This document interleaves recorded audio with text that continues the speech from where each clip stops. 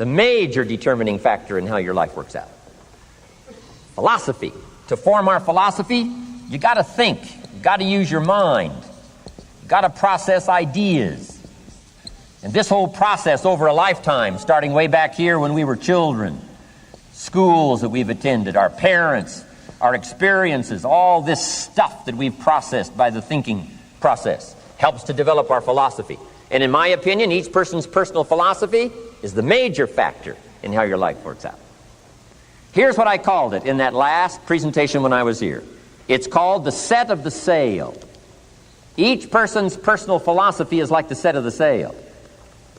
Now, I used to think it was circumstances that ordered my life.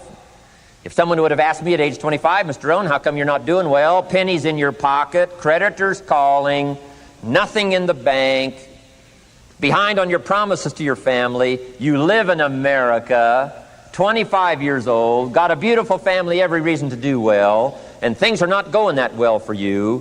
What is wrong here? It would not have occurred to me to blame my philosophy. I mean, it would not have occurred to me. Saying, well, I got this lousy philosophy, and that's how come I got pennies in my pocket and nothing in the bank, and things aren't working well. That would not have occurred to me. I found it much easier to blame the government. Much easier to blame the tax problem. I used to say taxes are too high. Top tax rate when I first started paying taxes, 91%. Back then, when your income reached a certain level, all your income over that, 91%. So I used to say that's too high. Now, the top tax rate's about 33%. But people are still saying what? Taxes are too... See, but you can't use that anymore. If it's gone from 91 to 33, how could it be too high? Come on. I threw all that old excuse stuff away. Some people found it, though, and they're using it these days. My old list. I used to blame the traffic, the weather, used to blame circumstances, right? People say I'm too tall, I'm too short, I'm too old, I was raised in obscurity, raised on a farm, parents of modest means, all the stuff.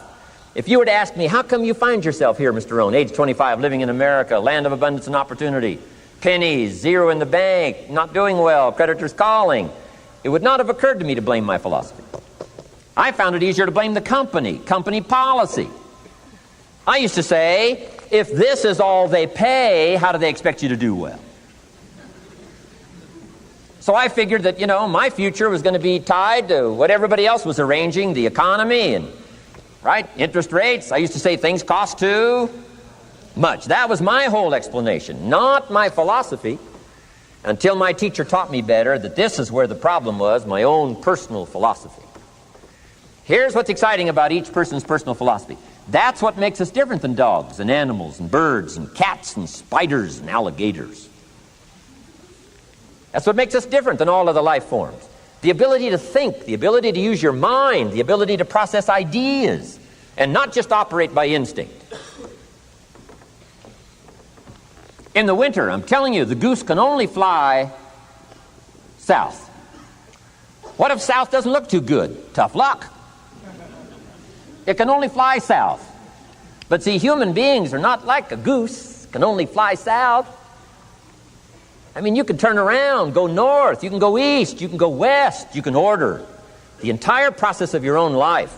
And we do that by the way we think. We do that by exercising our mind. We do that by processing ideas and come up with a better philosophy, a better strategy for our life, goals for the future, okay? Plans to achieve those goals. All this comes from developing our philosophy. Philosophy helps us to process what's available. Well, when we get here, we got seed, and we got soil, and we got some rain, and we've got some what? Sunshine, and we've got some seasons, and what? The miracle of life. Now, the key is, what do you do with all this stuff? How do you turn all this stuff that's available here into equity and promise and lifestyle and dreams and future possibilities? All of this that's possible now with human beings, how do you take all this stuff and turn it into this equities and values? Well, it starts with philosophy. What is the seed? What is the soil? What is the sunshine? What is the rain? Is it possible to take some of each of all the stuff that's available and turn it into food and turn it into value and turn it into nourishment and turn it into something spectacular and unique that no other life form can do? And the answer is yes. But you cannot deal with all this stuff and what to do with it unless you start refining your philosophy. Think, use your mind, come up with ideas, and strengthen your philosophy. So the seed and the soil and the rain and the sunshine, this is called, the economy and the banks and the money and the schools and everything that's available out there, processing information, what to do with all that, and turn it into equity and value. That is the major challenge of life, my personal opinion. So each person's personal philosophy now is going to determine what you're going to do with seed and soil and sunshine and rain and miracle, the change of seasons. That's it. My personal opinion. Each person's personal philosophy is like the set of the sail. That's what this seminar is for today. Help you to trim a better sail. You don't need a better economy. You don't need better seed and soil. In fact, when it comes to seed and soil and rain and sunshine and seasons and the miracle of life, that's all you got. Now, what if you blame this stuff? Then you're blaming all you got. If you blame the economy, and you blame the schools, and you blame the teachers, and you blame the sermons and the preachers, and you blame, the marketplace, and you blame the company and company policy, what else is there? When some people get through with their blame list, there isn't nothing else. That's all there is. And if you blame the only thing you've got to work with, I'm telling you, it's called mistake colossal. In not understanding that that's all you've got to work with. And if this is all you've got to work with, then you don't change the seed, and you don't change the soil, and you don't change the rain, and you don't change the sunshine, you don't change the seasons. Right? Guy says, I'll take 3 springs, 4 summers, 9 falls, no winters. And no, you can't fool with this stuff. You got to take it like it comes. Then what do you change to make your life work well? You got to start with your philosophy. Guess what I had to do at age 25 in order to change my own future? I had to change my mind. I had to change my thinking. I had to change my philosophy. I was messed up on what was causing my problem. And once I got that straightened out, that all the stuff I blamed, the government and taxes and the marketplace and the economy and things cost too much, negative relatives, cynical neighbors, once I got rid of that and started going for where the real problem was, which was me, I'm telling you, my life exploded into change. My bank account changed immediately. My income changed immediately. My whole life took on a whole new look and color immediately. And the early results I got from making these philosophical changes tasted so good, I've never stopped the process from that day until this. And I'm telling you, with a little consideration of the refinement of your sail, by setting a better sail, refining your philosophy, your whole life can start to change from today on. You don't have to wait till tomorrow. You don't have to wait till next month. You don't have to wait till spring. You can start this whole process immediately. I recommend it. Now, some people do so little thinking, they don't even have their sail up.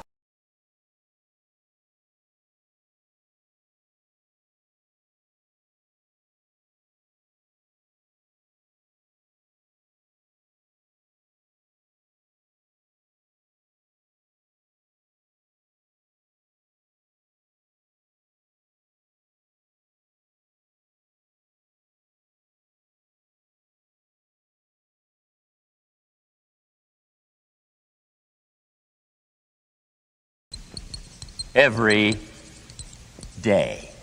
Now, you can automatically assume, Mr. Rohn, I say, I can understand that. A few errors in judgment repeated every day. For 6 years?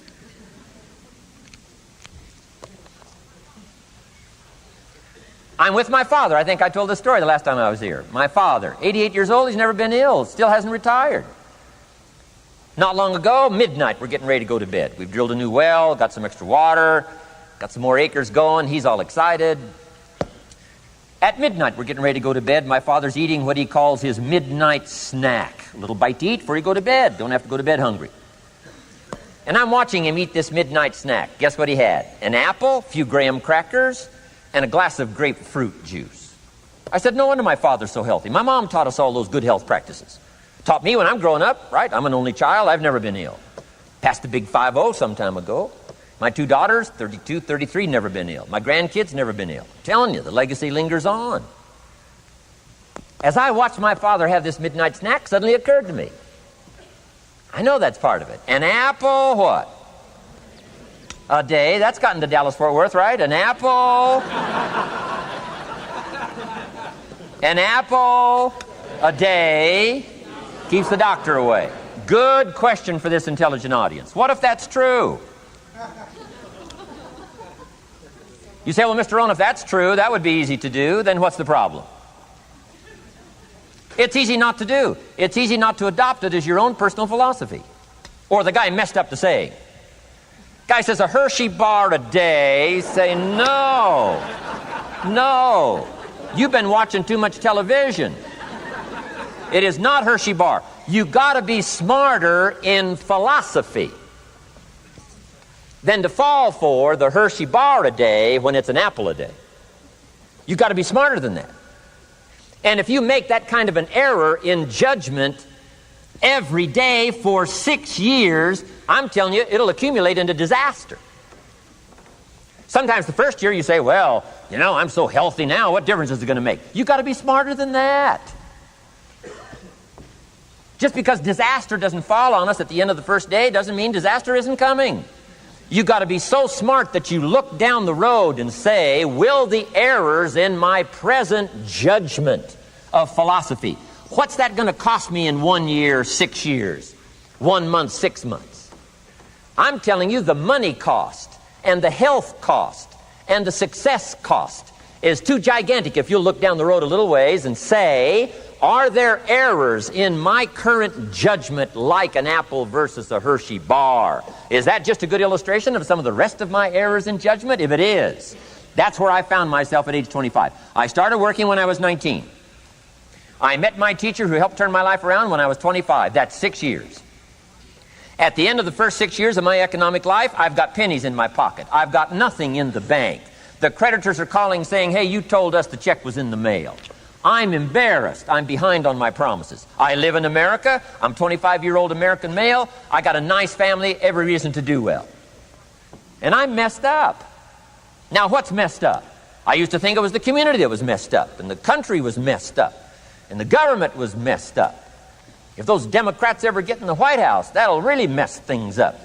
If the Republicans stay in power, that'll really mess things up. The economy was messed up. Interest rates are messed up. I thought all this stuff was messed up. Then I found out that's not what was messed up. I was criticizing the only thing I had to work with. What was really messed up was my own personal philosophy. My own errors in judgment in my own personal philosophy brought me in 6 years to pennies in my pocket, nothing in the bank, and trying to explain why I wasn't doing well, living in America, 25-year-old American male, got a family, every reason to do well. Now, once I understood this, here's the formula for failure: errors in judgment, being lax about developing your own personal philosophy. I'm telling you, it's called accumulated disaster. It doesn't matter whether it's your health or your bank account. Guy's got an empty bank account, probably has high cholesterol. Why? Over the last 6 years, he never paid attention to either one. And it doesn't matter whether it's a dollar, or whether it's your money, or whether it's your cholesterol count. All you got to do is commit the errors, and just because disaster doesn't fall on you at the end of the first day that you don't eat an apple. You say, well, I didn't eat an apple today, and tonight I'm not ill. Well, you got to be brighter than that. Someday you got to leave first grade. The reason we make those first grade desks so small so they won't fit at age 25. I mean, right? You don't belong here anymore. Come on. Now let me give you the secret to success. The formula for failure: a few errors in judgment repeated every day for 1 month starts the weakness, starts the disaster process. You can imagine what happens in 6 years. Now here's the formula for success: a few simple disciplines practiced every day. And you've started a whole new process called a whole new life. A few simple disciplines practiced every day. And if you decide today to go for the apple instead of the Hershey bar, I'm telling you, you have begun the process of turning your life around. And if you keep up that process, not only with your health habits, but with your money habits and with your communication habits, with your sales habits and management habits and every other habit that you've got, if you'll start that process, eliminate the errors and replace it with disciplines practiced, I'm telling you, you can start this process of life change immediately. After today, you don't ever have to be the same again. Only by choice. You don't have to walk out of here the same as you walked in today. Only by choice. You can start a whole new process. And you say, well, Mr. Rohn, is it that simple? Yes, it's that simple. Where else would you start but with an apple? You don't have to start with something staggering. What if you should be walking around the block for your good health and you don't? What'll that do in 6 years? I'm telling you, the word is disaster. You could and you should and you don't. Here's an even stronger word. You won't. I mean, don't might mean you're careless. Won't probably means you're stubborn.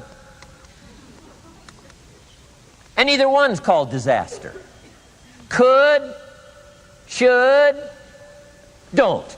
I'm telling you, that's why at the end of 6 years, I found myself with pennies in my pocket, nothing in the bank, creditors calling. Could, should, won't. Could, should, don't is called disaster. Now, how do you change all that? The next 6 years, I got rich. The next 6 years, I became a millionaire. By the time I'm 31, I'm a millionaire. How about that? You say, well, Mr. Rohn, what happened? Well, strangely enough, during that second 6 years of my economic life, the government was about the same. I'm telling you, taxes were about the same. My negative relatives were the same. I'm telling you, the economy was about the same, and prices were about the same, and everything else was about the same. Circumstances were about the same. Then how come I got rich? How come I totally changed my life? I was not the same. Somebody says, well, what did you go to work on to do all that? I started with my philosophy. I started amending my errors by doing some better thinking, changing my mind, coming up with ideas that I didn't have before I met my teacher. And once that whole process started for me, I'm telling you, I changed my whole life. Within a 6 year period, I was never the same. And I've kept up that process all these years. One of the reasons why I'm here is to continue my craft. I don't want the day to come someday somebody says, you should have heard Jim Rohn 10 years ago when he was really terrific. Guess what I want people to say? I heard him 10 years ago, but you should hear him now. I'm telling you, the man works on his craft. I'm telling you, the man's done some extra reading. I'm telling you, the man doesn't miss a trick. I'm telling you, he's worked hard on himself. That's why he's able to deliver like he does. The same thing can happen for you as a teenager. It can happen to you as a mother, as a father, as a business person, as a salesperson, running a business. Doesn't matter. Management, wherever you find yourself. This is the process called personal change. And what I say to start with is start with your own philosophy. Your philosophy is going to determine whether or not you go for the disciplines or continue the errors that's called potential disaster. And everybody has it within their power. Well, it was so happy for me to find out at age 25, Mr. Shove said, Mr. Rohn, you don't have to change countries. But you do have to change philosophy. And if you'll change philosophy, not country, you can turn around your income, you can turn around your bank account, you can turn around your skills, you can become capable, powerful, sophisticated, healthy, influential, all the other equities that you could possibly want out of your life, using the only stuff there is and not trying to change any of this stuff. Appreciate all of this stuff with all of its ups and downs, with all of its mystery of why it works and sometimes it doesn't work. Don't challenge this. You don't have to ask for another planet. You don't have to ask for another country. Just ask for another book. Ask for another seminar. Ask for another idea. And you can start this whole process of personal life change. Now, I could spend the whole day on philosophy, because that's where it is. If I could get you intrigued with that enough to study it, enough to ponder it, to where you would pick up the commitment like I did and say, hey, as simple as an apple a day, as simple as a walk around the block, why not start right there? If you don't start there, where else are you going to start?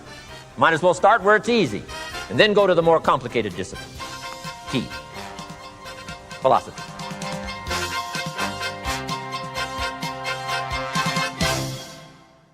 Taking responsibility for whatever happens to you. Knowing that you have consciously made the decisions that are now affecting you. knowing that what is happening now, today, is the direct result of your activity, what you did yesterday. Self-reliance is basically counting on yourself. Now, being self-reliant doesn't mean you can't work with others or trust others. Self-reliance means counting on yourself, trusting yourself, being confident with yourself, being responsible to yourself, trusting your own instincts, trusting the conclusions that you have developed from your study of experiences and philosophies, taking the credit that is due you, learning from the mistakes that you have made, being self-reliant. Gestalt psychologists give an example of being self-reliant. They say that you're responsible for getting caught in the rain. They say that by deciding not to carry an umbrella every day, you have made the decision to endure an occasional drenching. Translation? By not being prepared, you make the choice of getting caught in some of life's unpleasant circumstances. Be they rain, failures, economic losses, relationship losses, professional losses, personal losses. By not being prepared, thinking ahead, it's your choice. Now here's the other side of it. By being prepared, you increase your chances of success, of seizing opportunities when they come your way, of being ready within yourself to take advantage of once-in-a-lifetime situations. Some people tend to blame others for their mistakes, blame others for their failures. Somebody says, it's not my fault the report isn't done, so-and-so didn't do their part. Of course it's your fault. It's your report too. It's your responsibility to see that everyone you delegated work to does their part. Now, you can't control what others around you do, but it's in your own best self-interest, your enlightened self-interest, that you stay on top of things, especially if it's going to affect your future. You think your boss cares that John didn't do his part? You think he sees John as the bad guy? Of course not. All he sees is that the report isn't done, bottom line. Be responsible for the things that affect you. You can make sure you're more responsible by checking in with those people who are working with you, the people who make up your team. You can be more responsible by saying, hey, John, how are you doing with your part? Do you need some help? Can we put somebody else in here to help you finish? Now, if John consistently doesn't handle his part, you've got to replace John. If he isn't doing his share, you've got to find somebody that will. Or what? It will negatively affect you. You can't wake up in the morning that the project is due hoping and wishing that John has done his part. No, you've got to be responsible because it's going to affect your career too. Now, my approach to my better future very early on in my career was to just go through the day with my fingers crossed. And I used to say something like, I sure hope things will change for the better. Then here's what I found out. They're not going to change. Somebody says, well then, how will my life ever change? Answer, when you change. When you change, when you get better, it'll get better. If you change, it'll all change. Don't put it on someone else. Hope that someone else will change it for you. Take responsibility for yourself. Take personal responsibility. You can't change the circumstances or the seasons or the wind, but you can change your reading habits. You can change whether or not you go for the skills, burn the midnight oil, turn yourself around, multiply your value by 2, 3, 5, 10. That you've got charge of. That you have control of. You don't have control of the constellations, but you've got control over whether or not you go to night school, take adult classes, learn some new skills. You have control over that. And if you don't, that's your fault. You've got to take personal responsibility. You've got to be self-reliant. You. Nobody else can change your life, alter your ambitions, pave a golden road for you. But you can. It's up to you. Be responsible for yourself. Learn to reap the harvest without complaint. This is a sign of growing maturity. And here's where it comes from: taking full responsibility. Take full responsibility for everything you do. Be responsible to yourself. It's your crop. Whatever your paycheck is, take full responsibility. You say, well, it's my employer. No, it's not your employer. You can become twice as valuable, 3 times as valuable. Burn the midnight oil, learn some more skills, bring more value to the marketplace. I'm telling you, whatever your harvest is, take it without complaint. Take it without blaming others.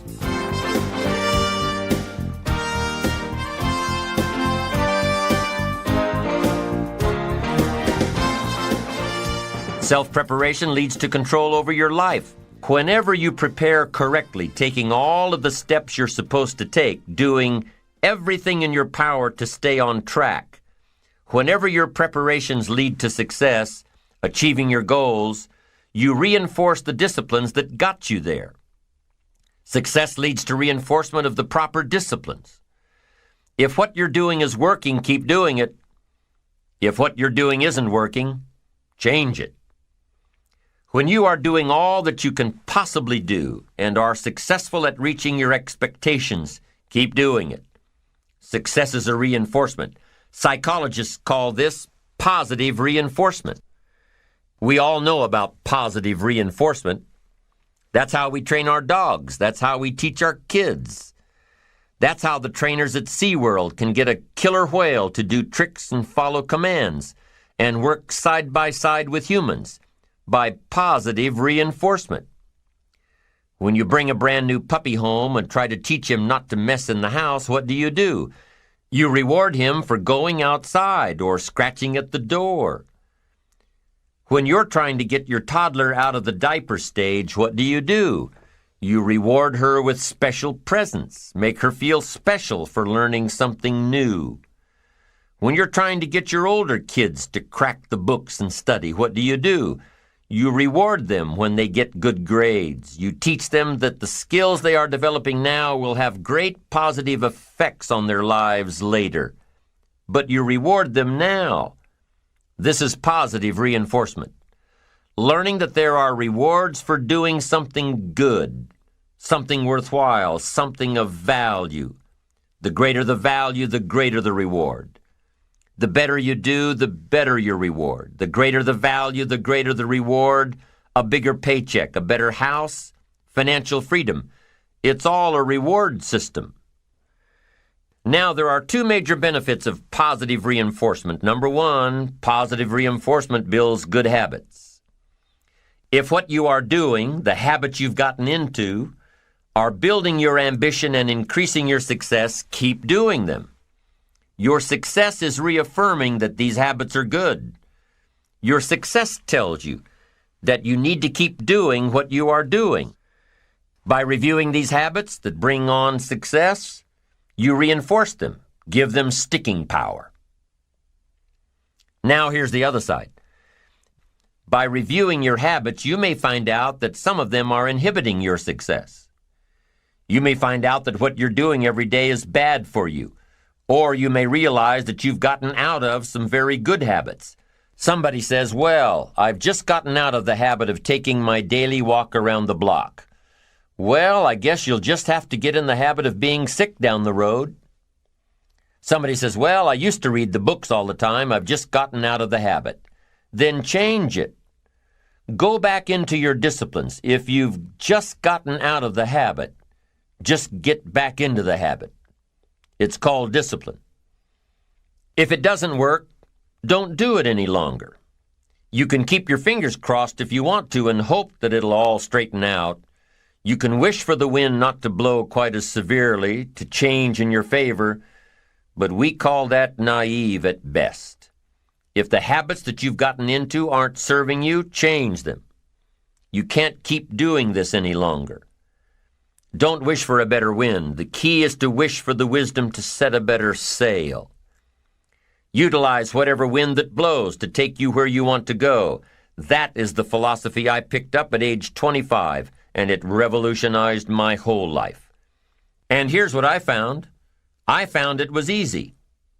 I became a millionaire when I was 31, and I found it was easy. Now here's my definition of easy. It was something I could do. I figure if it's something you can do, it's easy. But here's a little parenthesis. I worked hard at it. I made sure my disciplines were in line. I made sure my habits were good. I made sure I did all that I could. I found something that I could do, but I worked hard at it. I got up early, stayed up late, and worked hard from age 25 to 31. But what I did was easy, meaning it was something I could do. Well, you say, Mr. Rohn, if it was so easy, how come during those 6 years all those other people around you didn't get rich? Here's why. It's easy not to. How else would you describe it? That's it. It's easy to keep doing the things that don't work. It's easy to keep bad habits. It's easy not to develop the disciplines. It's easy not to. So how come I got rich and they didn't? Here's a philosophical phrase. The things that are easy to do are also easy not to do. That's the difference between success and failure, between daydreams and ambitions. Now, the second benefit of positive reinforcement is that it creates the energy to fuel additional achievement. It gives you the drive to do more, to not only keep on doing what's right, but to do more of what's right. The disciplines that will help you grow and get ahead of it all. The knowledge that what you're doing is paying off creates more energy to keep going. How easy is it to get up in the morning when you know you're not doing all that it takes? It's not very easy at all. You can just lay there awake thinking, oh, what's a few more minutes in bed? It won't matter much anyway. Wrong. It does matter. It will matter. Now, how easy is it to get up in the morning when you're pouring it on, doing the best you can, anxious to get going, make progress toward your dreams? It's a whole different story.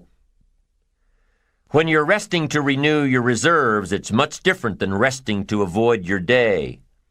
When you're psyched up and excited for your life, when you're excited for what you've planned to accomplish for the day, it's amazing. You'll wake up before the alarm clock even tries to startle you awake. Your successes fuel your ambition. Your successes give you extra energy. Your successes pave the way for more successes. It's the snowball effect. With one success, you're excited to meet another, and another, and another. And pretty soon, the disciplines that were so difficult in the beginning, the disciplines that got you going, are now part of your philosophy. How do you know when you're successful? Do you have to be a millionaire? No. All we ask of you is that you earn all you possibly can. If you earn $10,000 a year and that's the best you can do, that's enough. God and everything else will see to it that you're okay. The key is to just do the best you can. If it's $10,000 a year, wonderful. If it's $100,000 a year, wonderful. If it's $1 million a year, wonderful. It doesn't matter $10,000 a year or $1 million a year. It doesn't matter as long as you've done the best you possibly can. Earn the most you possibly can. Be the most you possibly can. And here's why. The essence of life is growth. The essence of life is growth, to do the best you can.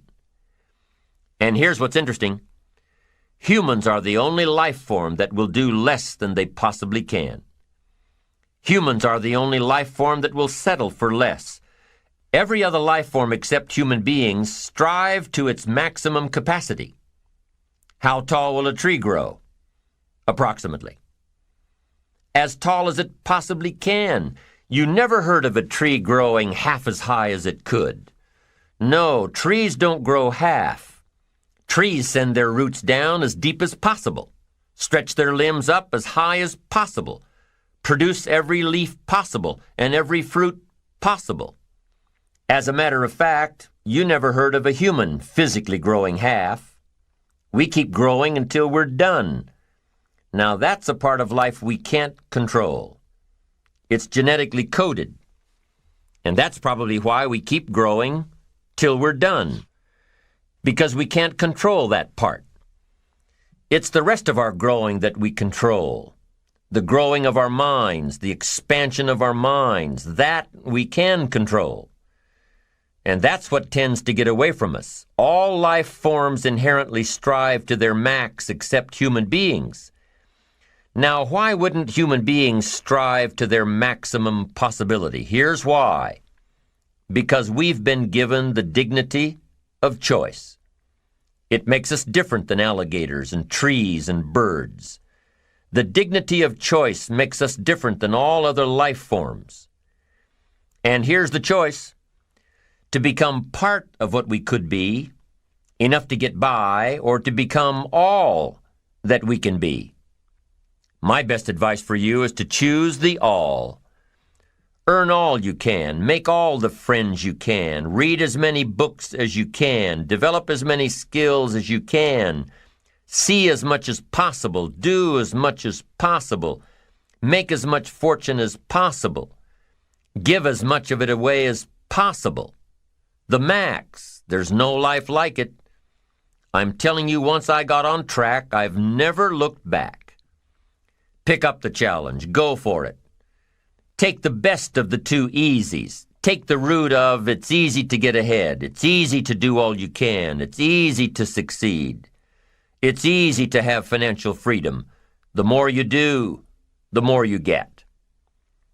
So the two primary benefits of positive reinforcement are, number one, to build good habits, and number two, to create more energy to fuel your ambitions, your desires, your achievements. How can you isolate what's working for you and what isn't? How can you make sure that you are reinforcing your positive disciplines? Well, if it isn't apparent, easy to see right away, if what you're doing is happening in such small increments that you're not sure if you're on track, then you need to be writing it down. You need to keep a journal anyway. But if you really aren't sure that what you're doing is making measurable progress, you need to keep a written record. You need to write down everything that may be relevant in your day. What you did, who you saw, what you felt, how it may or may not affect you now and in the future. The best way to track your activities of the day is to write them down. The best way to track your activities of the week is to write them down. The best way to analyze your progress through the year is to have written it down. Why? So you can look back on it. Because by keeping a written record of your life, you will be more accountable. By putting into writing the action steps that you have planned, you will easily see what works and what doesn't. Most people just try to get through the day, never writing anything down, never keeping track of their progress along the way, never really knowing if they are doing all they can to reach their goals, to drive their ambition. But gifted people learn to get from the day.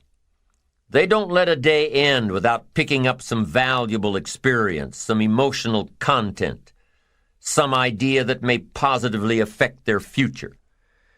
To get the most from a day, to learn the most from a day, you need to be able to reflect on the day. And how can you reflect on a day unless you record it in history? How can you possibly reflect on a week unless you can look back and analyze it? How can you learn from past mistakes and bask in the past successes unless you write it all down? There's something magical in writing out a problem. It's almost as though when you start writing it out, you start figuring out ways to make it work. Perhaps the magic is that when you write it down, you can now be objective. You can start to see objectively where you fit into the picture. You can start to see if you are being responsible, if you are being self-reliant. You are pondering it. You are trying to figure it all out. The fact that it is now on paper actually creates a space between you and the problem. And in this space that you have created, now solutions have room to grow. You see, writing about events that occur helps you to understand exactly what is happening. When we describe life to ourselves only in our minds, our imaginations tend to feed back false information about how things are, distorted information. Sometimes our creativity can create scenarios that really don't exist at all if we keep the information just in our mind. But by writing it all down, we now can become more factual, more accurate, more realistic, more logical. And then as we reread what we have written, we create a new picture in our mind.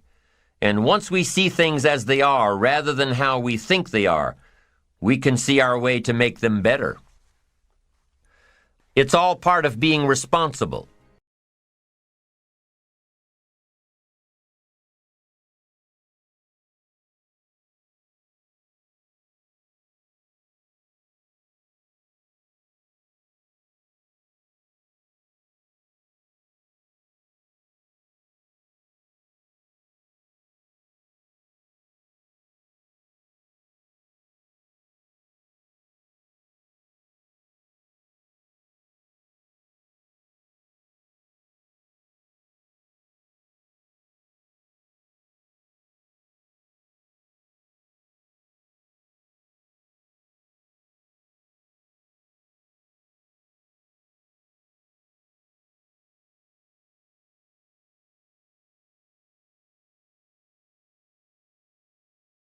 But we don't stop to think about the calls we ourselves have forgotten to return while we've been so busy fuming. We can see ourselves writing an angry letter to the airline because a flight was delayed, but we don't write an angry letter to ourselves when we're late for something, even though that might not be a bad idea at all. Yes, we can see avoidance of responsibility all the time in both our personal and professional lives. And here's something else we can see just as often. We can see that most people aren't as successful as they wish they were. Do you see there's a connection between these two very common phenomena? I certainly do. I hope you'll understand that it's in your best interests to take responsibility for everything you do. But that's only the beginning. I'm also going to suggest that many times it's even best to accept responsibility for the mistakes of others, especially when you're in a managerial or leadership role. I can hear you saying, "What? Accept responsibility for someone else's mess-ups? Why would I want to do something like that?" Well, that's a fair enough question, and over the next few minutes I'll try to answer it. During the years when professional basketball was just beginning to become really popular, Bill Russell, who played center for the Boston Celtics, was one of the greatest players in the pro league. He was especially known for his rebounding and his defensive skills. But like a lot of very tall centers, Russell was never much of a free throw shooter. His free throw percentage was quite a bit below average, in fact. But this low percentage didn't really give a clear picture of Russell's ability as an athlete. And in one game, he gave a very convincing demonstration of this. It was the final game of a championship series between Boston and the Los Angeles Lakers. With about 12 seconds left to play, the Lakers were behind by 1 point, and Boston had the ball. It was obvious that the Lakers would have to foul one of Boston's players in order to get the ball back. And they chose to foul Bill Russell. This was a perfectly logical choice, since statistically, Russell was the worst free throw shooter on the court at that moment. If he missed the shot, the Lakers would probably get the ball back, and they'd still have enough time to try to win the game. But if Russell made his first free throw, the Lakers' chances would be seriously diminished, and if he made both shots, the game would essentially be over. Bill Russell had a very peculiar style of shooting free throws. Today, no self-respecting basketball player anywhere in America would attempt it. Aside from the question of whether it's an effective way to shoot a basket, it just looked too ridiculous. Whenever he had to shoot a free throw, the 6'11" Russell would start off holding the ball in both hands about waist high. Then he'd squat down, and as he straightened up, he'd let go of the ball. It looked like he was trying to throw a bucket of dirt over a wall. But regardless of how he looked, as soon as Bill Russell was fouled, he knew the Celtics were going to win the game. He was absolutely certain of it. Because in a situation like this, statistics and percentages mean nothing. There was a much more important factor at work, something that no one has found a way to express in numbers and decimal points. Simply put, Bill Russell was a player who wanted to take responsibility for the success or failure of his team. He wanted the weight on his shoulders in a situation like this. No possibility for excuses, no possibility of blaming anyone else if the game was lost, no second guessing. Bill Russell wanted the ball in his own hands and nobody else's. And like magic, even if he'd missed every free throw he'd ever shot in his life before this, he knew he was going to make this one. And that is exactly what happened. That is what virtually always happens when a man or woman accepts responsibility eagerly and with confidence. I've always felt that accepting responsibility is one of the highest forms of human maturity. A willingness to be accountable, to put yourself on the line, is really the defining characteristic of adulthood. Anyone who has raised children knows how true this is. Just look at a baby during the first few years of life. Every gesture, every facial expression, every tentative word has one message for the baby's parents. The message is, I am totally dependent on you. I can't do anything for myself even if I try.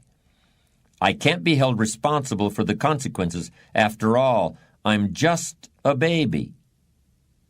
10 or 12 years later, of course, as the boy or girl enters adolescence, this message to the parents will be very different.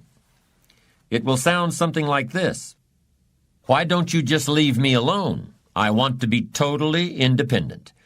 I don't want to do anything but think about myself. I certainly don't want to accept any responsibility for anything beyond my own very well-defined needs and desires. It's only when we're at last grown up that the first two messages, I'm totally dependent on you, and I'm totally independent of you, finally turn into, you can depend on me, which is the truly adult outlook. Strange as it may seem, of course, there are people in their 30s and 40s who are still acting like adolescents, and there are even people in their 40s and 50s who are still acting like babies as far as their attitude toward responsibility is concerned. These kinds of people can be hard to have around, especially if you have to work with them. But the large number of people who shirk responsibility can also provide opportunities for you if you are determined to be different. If you decide to be one of the few who embraces responsibility, you can lead, and you will deserve to lead. Churchill said, responsibility is the price of greatness. And in my opinion, it's really a rather small price to pay. Let me be more specific about exactly what is involved in becoming a responsible person. It means, first of all, that you accept the consequences of your actions. But I'll go even further than that. Responsibility means you look to yourself as the source of everything that happens to you.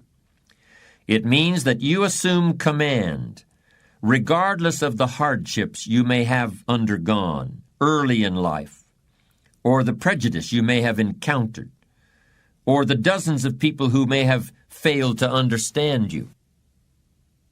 Do you detect a note of irony in my voice, or perhaps a note of sarcasm? Do I sound hard-hearted? Do I seem to be denying the existence of difficult childhoods, or of prejudice, or of people who are insensitive to the needs of others? Well, that is certainly not my intention, nor is it my belief. I'm saying that regardless of the presence of those negative influences in your life, the best thing you can do, the most empowering thing, the strongest thing, and ultimately the wisest thing, is to accept responsibility for your own destiny, plain and simple. The benefits of this approach to life have been proven in some pretty dramatic ways. People who have been afflicted by serious illness, for example, appear to have a better chance of recovery if they decide to take responsibility for what has happened to them, despite the fact that it would be easier and perhaps even more reasonable to simply see themselves as victims of fate.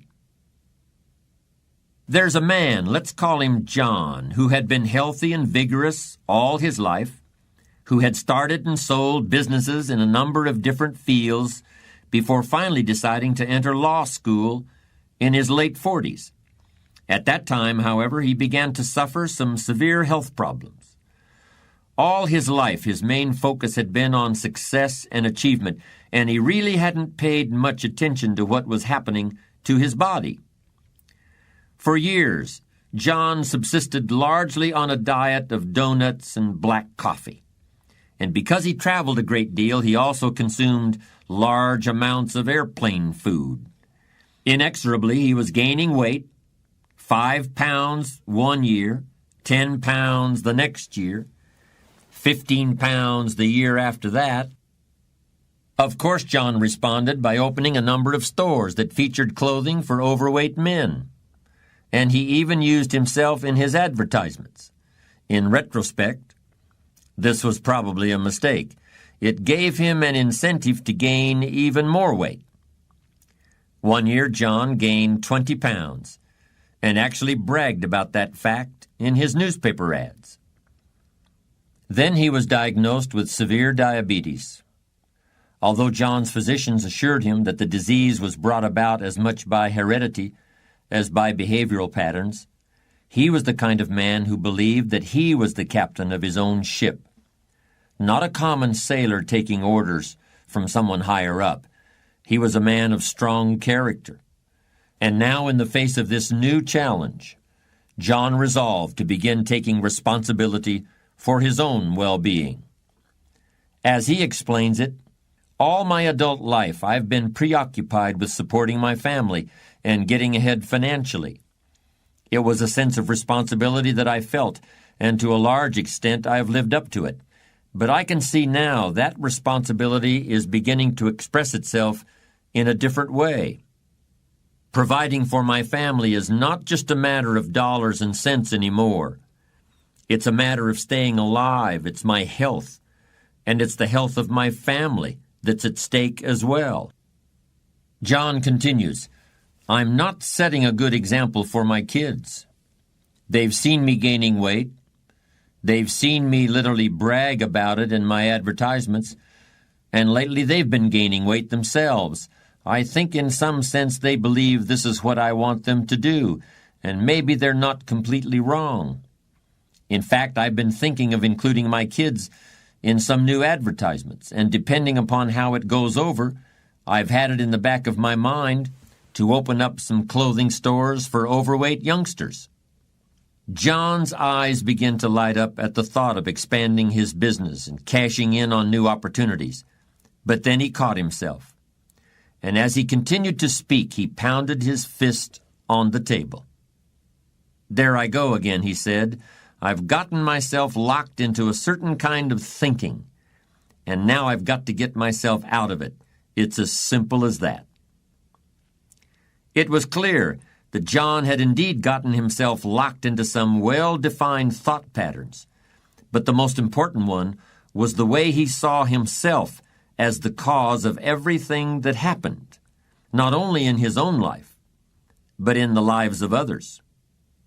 The doctors had told him his diabetes might have come on even if he hadn't been overeating and overworking.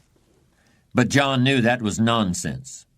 And as far as his kids were concerned, there have been a lot of news reports documenting the fact that American kids in general are heavier than they used to be. They just don't get the same amount of exercise as the children of previous generations. John could have resigned himself to the fact that his kids, like just about all kids today, are going to watch television, play video games, and eat junk food, whether he gained weight or not. But he didn't. "Baloney," he said. "It's all my fault, and I'm going to do something about it. In fact, I'm going to do a lot about it." And he did do a lot about it. John radically changed his diet and his lifestyle. He began ordering vegetarian meals on plane flights. He became a fitness enthusiast and ran several marathons. Although he ran rather slowly, as you might expect of a man in his 50s, he took pride in the fact that he always ran the course 3 times: on the day before the race, on the official race day, and again on the day after. Instead of opening a clothing store for overweight children and using his own kids in the advertisements, he consulted a behavioral psychologist who helped him devise a system of financial rewards for his children that helped motivate them to bring their weight down. A system that taught them something about money at the same time. John is now in significantly better physical shape, is entering his final year of law school, and is negotiating with several companies to market his behavioral science techniques for reversing juvenile obesity. Sooner or later, all of us face situations in which we must decide whether to accept responsibility for a problem or look for ways to avoid responsibility. Assuming that you have in fact done something that has caused a problem of some kind, let's look at the various options and decisions that are now open to you. First, there's the role played by intention. In other words, was the outcome of your action what you intended it to be? And if it was not, should you still accept responsibility for that outcome? This is a very serious issue in the way we think about responsibility in our society. In many areas of criminal law, for instance, the intention to commit a crime must be present in order for the accused to be held criminally responsible. This intention is something quite different from mere negligence. If you leave your garden hose lying across the sidewalk so that the mailman trips over it and breaks his leg, you may be held responsible in a civil suit, but you would not be prosecuted as a criminal in the way you would be, for instance, if you had used a weapon in a robbery or an assault. But we don't have to enter a courtroom to see the important role intention plays in accepting responsibility ourselves or assigning it to others. Don't you remember when you were a kid and you left the screen door open so that the cat ran outside and was lost all afternoon? What did you say to avoid responsibility? You said, "I didn't mean to do that." You said, "It was an accident." As I pointed out earlier, there are lots of people who still use these childlike rationalizations well into their middle age. But if and when you decide you want to be an adult, you begin to see the whole question of intention as nothing more than another opportunity for excuse-making, and you should refuse to participate in it. The great thing about excuses, and the really dangerous thing about them, is that no matter what happens, excuses are always there waiting to be used. Anybody can have an excuse for absolutely anything, and people have never been better at it than they are today. But the downside of excuses, even good ones, is that nobody really believes them. I don't care what people tell you. If you make excuses, they're going to know it, and they're going to think less of you. But if you refuse to rely on excuses, people are going to know that too, and they'll admire you for it. This is especially true in business. One of the classic examples happened about 15 years ago. A widely advertised healthcare product from a leading manufacturer was shown to be unsafe, and the company responded by pulling every single box off the shelves at a cost of millions of dollars. Was the company destroyed? Hardly. If they had done anything else, there would have been a tremendous loss of confidence, both on the part of consumers and employees. Instead, there was honest acceptance of responsibility for a mistake, and the public image of the company was dramatically enhanced. Contrast this with what happened recently to a leading manufacturer of computer chips. When a new microprocessor didn't perform up to expectations, the company made excuses. It was a minor problem, something that would crop up once in a lifetime, and so forth. Were these excuses valid? Maybe, maybe not. But it doesn't really matter, does it? So many people use excuses, but nobody really buys them. It's our modern version of the fable about the boy who cried wolf. In this case, the computer chip manufacturer finally took so much heat that they did replace the processors, which is what they should have done in the first place. An offshoot of the "I didn't mean to do it" excuse for evading responsibility is the "I wasn't myself at the time" excuse. This really deserves to be a category all its own, particularly since it's received so much attention in the courts, where it often occurs in the form of a defense based on temporary insanity or some other stress-related syndrome. A friend tells me about one day when she flew up from Texas to Los Angeles for a joint presentation that she'd be making along with a fellow from New York City. They had planned it all out very carefully over the phone. A lot of documents had been assembled, but they both knew that what really counts in face-to-face meetings is personal impression. On this score, my friend felt very confident about the L.A. meeting because her guy from New York City was an extremely charismatic personality.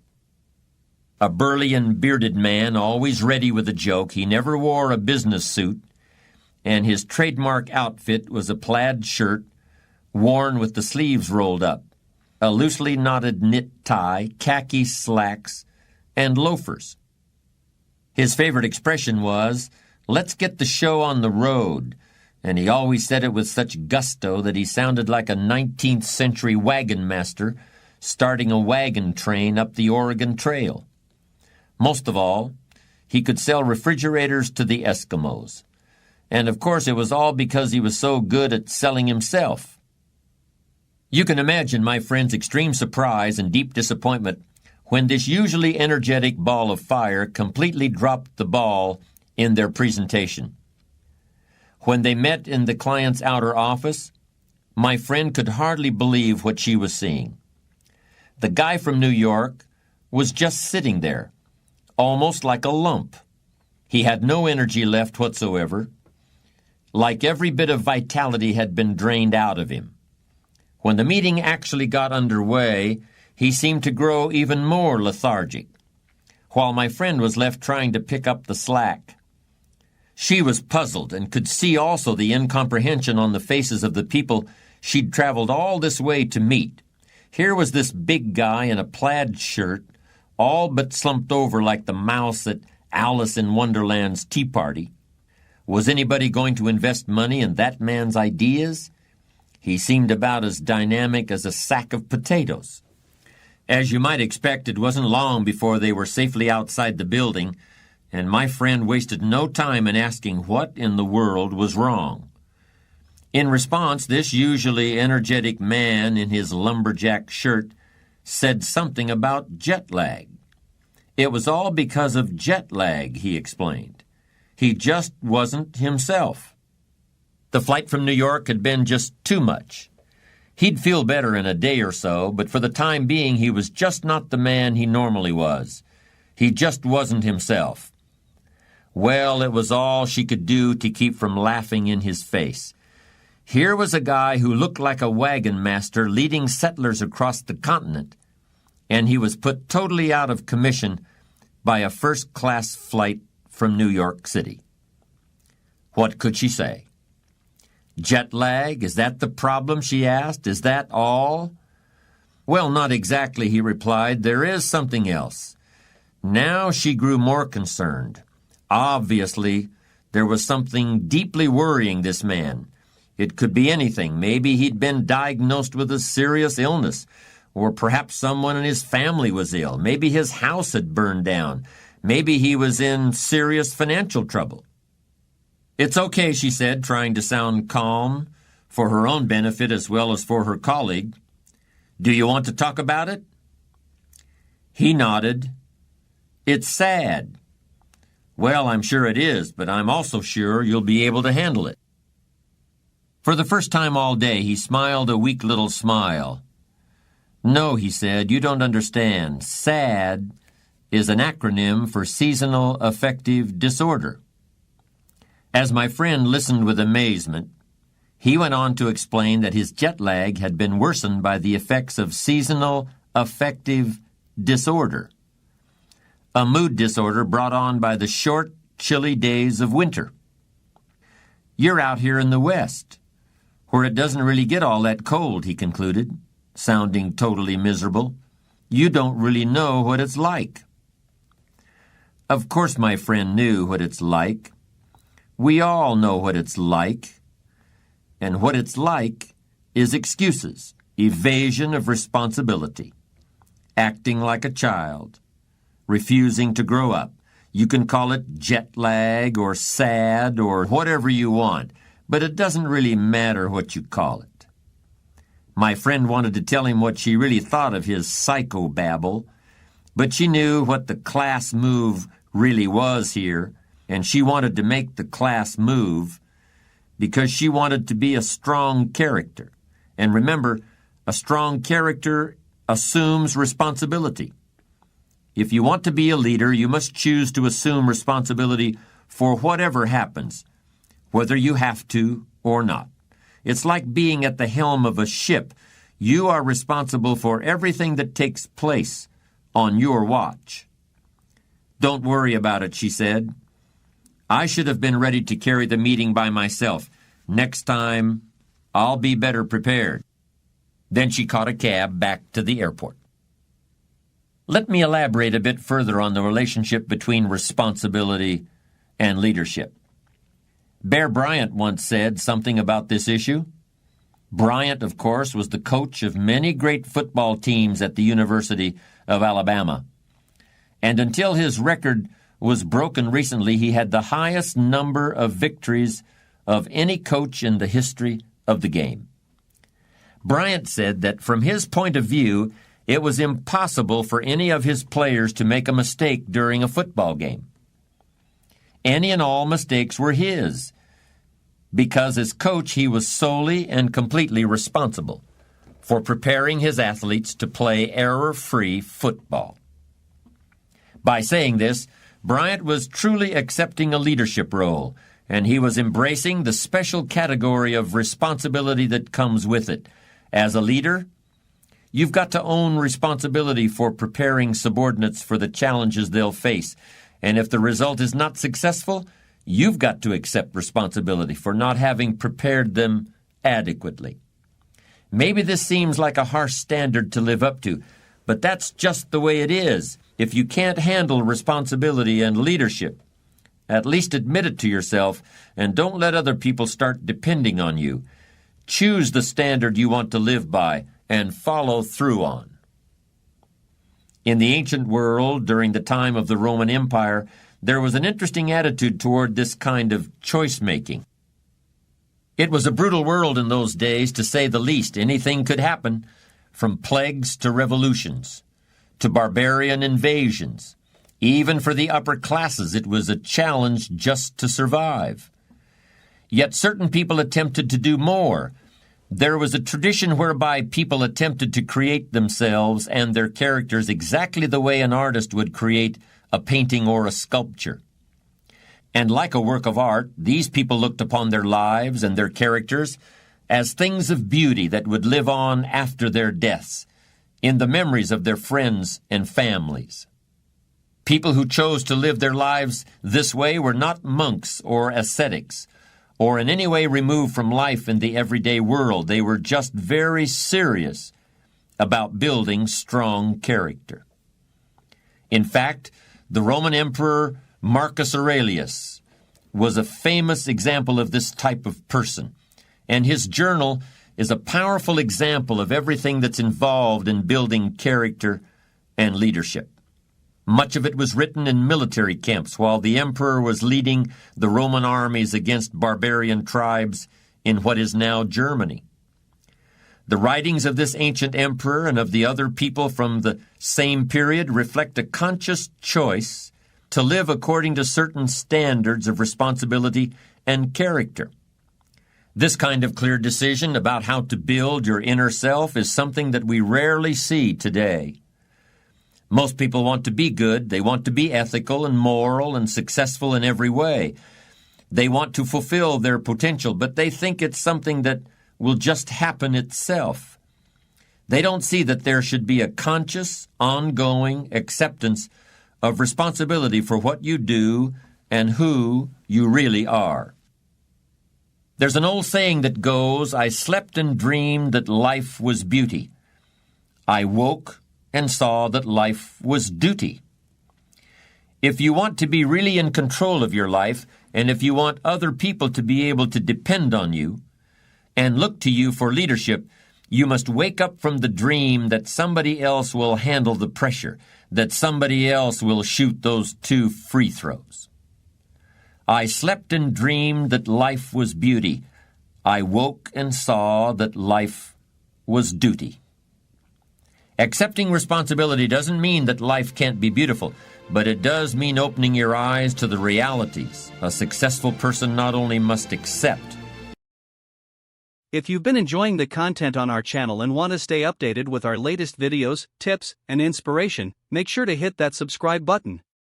By subscribing, you become an integral part of our growing community, and you'll be the first to know when we release new content. If you find a video particularly interesting or helpful, show your support by giving it a thumbs up. Your likes not only motivate us but also help others discover the valuable content we create. Stay inspired and be part of our journey toward growth and success. Thank you for being a fantastic part of our channel.